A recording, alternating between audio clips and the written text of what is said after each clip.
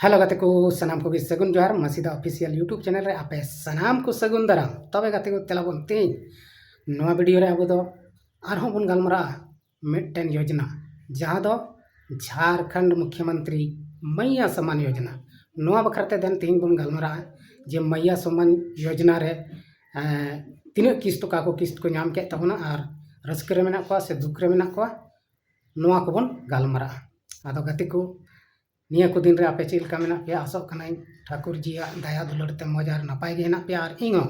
उनिया थुम दाड़े उनिया दया दुलर ते इंगो मजार नपाय गे हेना तबना आदो दिलाबन तबे तेहिन नवा वीडियो रे आबो बन गालमारा मैया सम्मान योजना बकराते और बडाई बन जे तीना हड़ से ओका को मन रिया पैसा है एन तबना तबे दिलाबन वीडियो बन स्टार्ट का लगे तबे गाते को सरीगी मैया सम्मान योजना मुख्यमंत्री हेमंत सोरेन लागू का तबन नवा दो नितो पूरा मज तक चला कना आकट फाकट बनुआ मेनखान आयमा ढेर जांच पड़ताल होइना से आयमा ढेर नवा रे वेरिफिकेशन होइना होयो तगे मेना ओना इयते किछु हड़ बांग को नाम का तबना और बाको नामे कना आदो उनको हो ओना जुदी को पूरा लेता को खाय अकवा जहां दो को मता कान डीबीटी आधार लिंक आधार सीडिंग नवा को पूरा लेखान ऑटोमेटिक उनको खाता रे पैसा हजुआ चेदा नोंकाना खाता माने बारिया पिया नेल केदा इन हो जे ओना रे सरीगी ओना खाता रे मोबाइल नंबर जहां लिंक तहन कना से ओना लिंक हो ऑटोमेटिक अचोगो कना से उनको बैंक वाला के को अचोग का कना नवा दो बई लई किया आदो उनको टाइम चला लेन खाची को मेना ये अपने ऑटोमेटिक क्या है हट गया था फिर से कर दे रहे हैं और नौका कते को लिंक का तमगे और लिंक लेन खाई गया मा पैसा खटाखट बोलो तमा आदो तिहिन मैया सम्मान योजना रिया पैसा नवा अगस्त रे मुचाद जुलाई रे 1 अगस्त रे लगातार बोलाइना 2500 कते आदो अडी रस्क रे मेना को रक्षा बंधन लहा हिला की पैसा को नाम केदा आदो उनको गोगो हड़ से उनको दीदी तको पूरा रस्क रे को तहेना जहां दो रक्षा बंधन को मनाएत कना पूरा उनको दो 2500 टका को नाम के खान पूरा आको बया लगिते मज मज रखी को हताव अगू केदा और को मनाव केदा आदो समय समय रे झारखंड सरकार अड़ी ध्यान एमा कना और मैया सम्मान योजना दो फटाक फटाके एमाव कना एटा योजना रे दो बिलोमो कना मेनखान मैया सम्मान योजना दो खटाखट पैसा बैंक अकाउंट रे बोलो कना आदो ओनाते मैया सम्मान योजना तीना मिश्रा से गोगो तको को नामेत कना उनको दो पूरा गदगद रे मेना को बाकी जहां बाको नामदा उनको दो अड़ी दुख रे मेना को और दुख रे ताहेन हो जरूर कन चेदा से दुख बाय दुख लेन खाय सुख दो चिकाते नामा ओनाते सुख और दुख दुकिन बोया कना आदो आलो पे चिंतई तबना जहां बापे नामे उनको हड़ और जहां पे नामे उनको दो ची पे चिंतई आपे मा तो पैसा पे नामे मजे रे हेना पे कोनो दिक्कत की बनु तपे आदो मजे रे तहन तबन पे और उनको जहां दुख रे मेना को उनको आलो पे चिंतया चेदा से आरहो योजना हजु तबन गया आरहो योजना हजु तबन गया और पैसा आपे पे नाम गया और जुदी आपे मी बार दम पे नाम का खाय आपे पूरा स्टेटस नितो ओना आधार सीडिंग करे ना दो चला कान गया ओना पंचायत करे से जहां रे ग्राहक सेवा केंद्र करे चलाव कते आपे पे ओना पे कमी चो दाड़ेया और बैंक रे पे जांच दाड़े तापिया जे इnya डीबीटी ऑन गितिया से ऑफ गितिया से इnya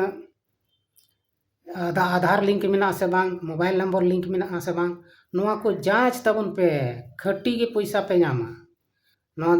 दो कोनो रुकावट कथा के बांग कना चेदा इन उनका खाता बारिया पे नेल कदा और इन कमी कदा तब इन बुझ कदा जे सरी के पैसा तो नामक गया बंदो कना ओने ओना को वजह ते ऑटोमेटिक बांग बोलो कना खाता रे से ओंडे खय पछले से गे रुगड़ो कना आदो ओना डीबीटी को ऑफ गे खाय दो चिका कते बोलो बांग बोलो डीबीटी ऑफ गया माने मैचिंग गी बांग मैचिंग कना ना ऑनलाइन जुग रे दो सनामा आमा मैचिंग ताब गे कमी होयो तमा बांग मैचिंग तमा कमी दो बांग होयो क्लियर गया ना मशीन सिस्टम गे उनकाना सेटिंग मिना से सिस्टम गे उनकाना सेट कना जे आमा मैचिंग बाय जम लेखान आम दो फायदा बाम नाम दाड़िया सरकारी से प्राइवेट हो जहाटा ओंडे आधार कार्ड पैन कार्ड जहाँ रे लगा कना और ᱚᱸᱰᱮ ᱫᱚ ᱟᱢᱟᱜ ᱵᱟᱭ ᱠᱟᱱ ᱛᱟᱢᱟ ᱢᱤᱫᱴᱮᱱ ᱧᱩᱛᱩᱢ ᱡᱩᱫᱤ ᱦᱟᱱᱛᱮ ᱱᱟᱛᱮᱭᱮᱱ ᱛᱟᱢᱟ ᱜᱟᱲᱵᱟᱲᱟᱣᱮᱱ ᱛᱟᱢᱟ आकार हर्षिकार दीर्घिकार ताहले आमा ओंडे गे चपाक तुत तमा पैसा गे बांग बोलोग ताम आदो नय नवा को गे सुधर तबन पे नाम गया पे जान दिक्कत दो बनुआ और नवान को दो फिलहाल दो बांग को अप्लाई दाड़ेया इसलिए जहाँ ऑनलाइन अप्लाई रिया जहाँ पोर्टल कान से जहाँ वेबसाइट कान उनागी नितो झारखंड सरकार बंदो कदा इसलिए जे जहाँ टाक को अप्लाई का जहाँ टाक को नामेत कान उनको वा अप्लाई रगे आयमा गड़बड़ी हेना ओना को बाय सुधर ठीक कदा ओनाते आयमा हड़ बाको नामेत कना आदो ओनाय सुधर लिखाय गे पासेन आरहों एटा को नवान को हताव तकोवा आदो गाते को सरीगे मैया सम्मान योजना जहाँ बन गालमारा कान नवा दो फिलहाल पूरा मौज तेगे चला कना आदो अडिगान हड़ को नोंका को मेनदा जे मैया सम्मान योजना रेमा पैसा को नामेत कान 2500 मेनखान जहाँ वृद्धा पेंशन विधवा पेंशन विकलांग पेंशन नोवा करेन दो 1000 टका के को नामदा जबकि उनको दो असहाय गया को और बाको कमी दाड़िया और नुको मतो कमी दाड़िया हड़ नुको तो रोजगार एमाव को खाय भाले होय को मेनखान नोवा दो सरकार ओका हुदिस कते लागू का से अगू का अबो दो बाबुन लई किया सरकार आज जरूर जहाना फायदा मेन कते गे अगू कदा मेनखान नुकू जहाँ विकलांग और विधवा और वृद्धा माने हड़ाम बुढ़ी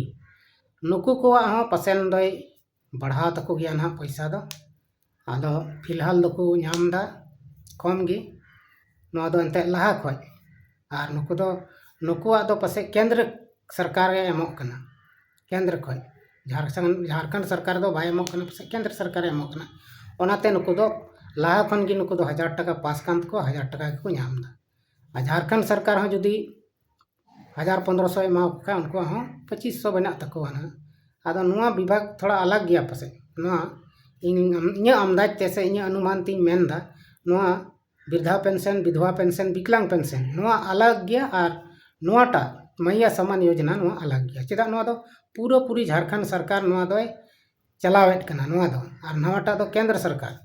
आदो नुआ दो अलग गया ओनाते अलग अलग मेना आदो आयमा हड़ बाबन बड़ाया अब दो पेंशन तो पेंशन बोले चिकाते नुआ रे दो कम को नामदा नुआ रे दो बेसी को नामदा नुआ दो नुकुटा गे बेसी नाम चाहिए आदो नुआ दो सरकार सरकार बात कना केंद्र और राज्य माने पूरा भारत रेन सरकार मोदी सरकार और झारखंड रेन सरकार हेमंत सरकार नुकिना बात कना नुकिन अलग अलग अकिना जहाँ योजना मेना अलग अलग मेना तकिना आदो ओंडे गे ओनाते तफात दो मेना और ओना इया तेगे फिलहाल दो नुका हुयुक कना तोक जोक हुयुक कना आदो झारखंड रे जहाँ मैया सम्मान योजना ओना रिया फंड अलग गया नवा वृद्धा विधवा नवा को फंड अलग गया और उनको को नामे कान गया उनका कथा तो बांग कना बाको नामदा मेनखान रेगुलर बाको नामदा माने मनो मनो बाको नामदा 2 महीना 3 महीना 4 महीना 6 महीना रहो को नामे कान गया उनको एंते विकलांग विधवा पेंशन को माने धीरे धीरे को नामदा फिर को नामे कान गया आदो मैया सम्मान योजना उनका गे माने डेट टू डेट रे दो बांग अपडेट होई दाड़िया कना चेदा पूरा झारखंड रिया कथा कना और ओना मिटन सिस्टम के तहत ओना तो चलक कना ओना इयते आदो दिलाबन तबे तेही नवा मैया सम्मान योजना बखरा नवा वीडियो रे अब अडी मज बन गालमारावना और जुदी वीडियो मज पे अटकार के तबना तो वीडियो शेयर तबन पे लाइक तबन पे और चैनल सब्सक्राइब तबन पे और बड़ी पे बुझाव के खान दो एगार दो पे आलो पे एगार तबना बेवड़ा लेका दो आलो पे एगारा माने छोटा मोटा जाना पे कमेंट दाड़िया गया ठीक गया मा तबे एडे खान तेहिना वीडियो रे दो इनके गेबन ᱧᱟᱯᱟᱢᱚᱜ ᱠᱟᱱᱟ आरहों ᱧᱟᱯᱟᱢᱚᱜ नेक्स्ट वीडियो रे तंगी तड़ा रे तहन तबन पे मा तबे इन सेन खन मुचाद जोहार।